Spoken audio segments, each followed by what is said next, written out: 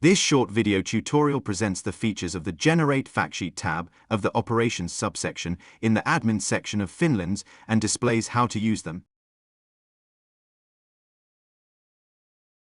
In this section, administrators can quickly generate factsheets for all products available on their Finlens platform with just a few clicks.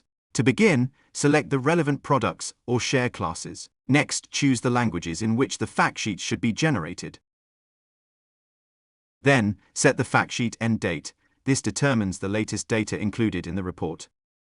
If you want these factsheets to be saved as the latest available version, simply check the corresponding box. You can also specify whether login access is required. Once everything is set, click the confirmation button to proceed to the review stage, where you can finalize and confirm the generation of your factsheets.